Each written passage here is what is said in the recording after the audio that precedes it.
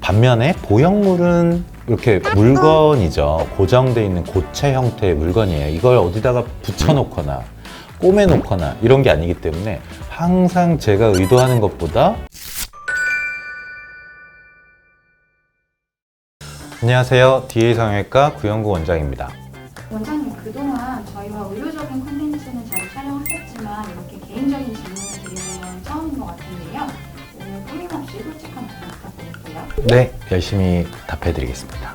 성형외과 의사가 된 이유는? 성형외과가 굉장히 다른 과들과 비교했을 때 학생, 인턴 이때 입장에서는 굉장히 크리에이티브해 보였거든요.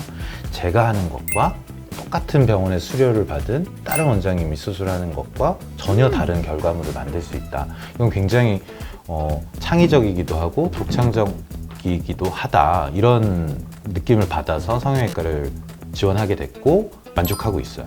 성형외과를 선택하고 가장 힘들었던 부분은? 성형외과잖아요. 저희가 예쁜 뭔가를 만들어야 되는데 일단 수술이고요. 두 번째는 그 대상이 사람의 인체죠. 그래서 인체는 굉장히 변수가 많아서 제가 알고 있는 어떤 루틴대로 흘러가지 않고 굉장히 변수들이 많기 때문에 수술을 할 때도 수술 전에도 그리고 수술을 한 후에도 굉장히 고민할 것들이 많고, 야, 이제 이 정도면 가슴 수술을 정말 많이 했고 내가 자신 있다 했을 때도 항상 벽에 부딪히는 일들이 많이 있습니다. 그래서 그게 어떻게 보면 굉장히 창의적인 일이기도 하지만 그런 데서 오는 어떤 새로운 난관들, 이런 것들이 항상 있죠.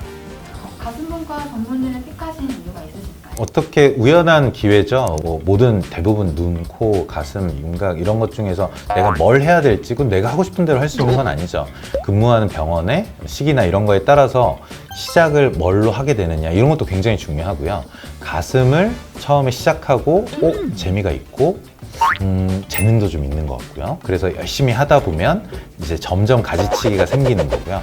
어느 순간 한 2, 3년, 4, 5년 지나고 나면 그때는 뒤돌아보면 내가 다른 수술들에 비해서는 가슴 쪽에 훨씬 더 경쟁력도 있고 훨씬 더 경험이 많기 때문에 점점 더 가슴에만 집중해서 열심히 수술하고 있습니다. 그럼 가슴분과 말고 혹시 다른 최종적으로 고민했던 다른 분과가 있으신가요? 가슴이 소프트한 조직이죠. 소프트 티슈 수술이죠. 그래서 제가 똑같이 또 좋아하는 수술이 안티에이징 쪽이에요. 그래서 리프팅이나 얼굴의 연 조직을 이렇게 리모델링하는 그런 수술들을 지금도 좋아하고요. 하지만 물론 가슴에 좀 더 집중을 하고 있고 하지만 그 소프트 티슈라는 공통점 면에서는 좋아하는 수술입니다. 첫 집도의 순간은 기억하시나요? 첫 집도는 이제 대학병원에서 우리가 처음으로 집도를 하는 거고요. 이제 개원가에 나와서 제가 상담하고 처음으로 가슴을 수술했던 분은 아직도 명확히 기억하고 있고요. 어떻게 보면 처음 수술하는 사람한테 내 몸을 수술한다?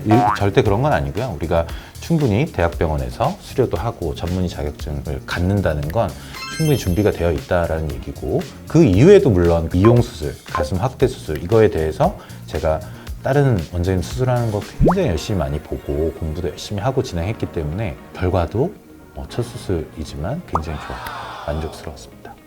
가슴 수술을 하시면서 가장 안타까웠거나 기억에 남는 에피소드가 있으실까요? 가슴 수술이라는 게 아무래도 연 조직, 부드러운 조직이고요. 반면에 보형물은 이렇게 물건이죠. 고정되어 있는 고체 형태의 물건이에요. 이걸 어디다가 붙여놓거나 꼬매놓거나 이런 게 아니기 때문에 항상 제가 의도하는 것보다 볼록한 분들은 옆으로 퍼지고요.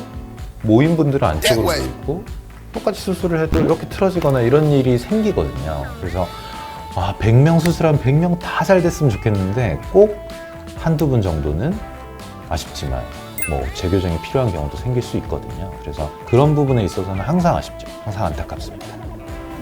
스토리적 볼 수 있는 그런 케이스는 없을까요? 가장 안타까웠던 환자? 그렇게 눈물 쏙 나올 만한 건 없는데. 네. 주변에서 가장 많이 물어보는 가슴 성형에 대한 속설이 있다면? 주변에서도 물어보지만 상담을 할 때 제일 많이 물어보는 건 첫 번째는 10년 주기설. 보형물을 10년 있으면 갈아줘야 되나요? 빼야 되나요? 이 질문이 가장 많고요. 정말 여러 번 다른 병원 원장님들도 굉장히 많이 말하지만 아직도 물어보시는 분들이 많습니다. 10년 주기설은 원래는 식염수백일 때 식염수를 넣는 주입구가 10년 정도 지나면 그 밸브 쪽에서 물이 셀 확률이 좀 더 높아진다는 의미였고요. 초기에 보형물, 정말 실리콘 보형물 초기에는 그 워런티 기간이 10년이었거든요. 그래서 그런 것들이 합쳐지면서 10년 지나면 바꿔야 한다 이렇게 얘기하지만 실제로는 문제가 없고 파열이 없고 제대로 자기 위치에 잘 있는 보형물은 영구적으로도 가지고 있을 수 있습니다. 그리고 두 번째로 많이 질문하시는 건 유방암이랑 연관이 없나요? 유방암 검사할 때 누르는데 괜찮나요? 이런 암과 관련된 질문을 하시는 경우가 많은데요. 보통 보호자분들이 많이 하시거나 나이가 좀 있고 유방암 검진을 하고 있는 40대 이후 이런 분들이 좀 질문을 많이 하시죠. 하지만 실리콘 보형물과 유방암과는 연관성이 없고요. 유방 검사들은 다 실리콘이 있더라도 전혀 지장이 없습니다. 가슴성형 전문의로서 이 부분은 정말 자신 있다 생각하시는 부분이 있으실까요? 제가 수술할 때 좀 신경 쓰는 거는 윗가슴을 좀 최대한 봉긋하게 여자분들이 좋아하는 윗가슴이 풍만하면서도 벌어져 보이지 않고 모여 보이는 형태 이쪽을 좀 주목하고 있고요. 그리고 가슴골이 너무 인위적이지 않게 깊은 I자 가슴골이 생기도록 항상 신경 쓰고 있습니다. 그게 가장 자신 있다고도 말씀드릴 수 있겠네요. 네, 마지막으로 가슴성형 전문의로서 어떤 노력들을 하고 계신가요? 우리가 성형외과 의사니까요. 제가 의사로서 이제 의학적인 활동을 좀 신경을 많이 쓰고 있고요. 학회에서 발표하는 것도 기회를 주면 열심히 응하고 있고요. 논문도 꾸준히 작업하고 있습니다. 그리고 더 중요한 건 이제 오늘 있는 수술에 대해서 최선을 다하는 거 이거 굉장히 중요하죠. 그래서 제가 할 수 있는 범위에서 최대한 꼼꼼하게 안전하게 해드리는 게 그분한테는 처음이자 마지막 수술이 될 수 있도록 항상 신경 쓰고 있습니다.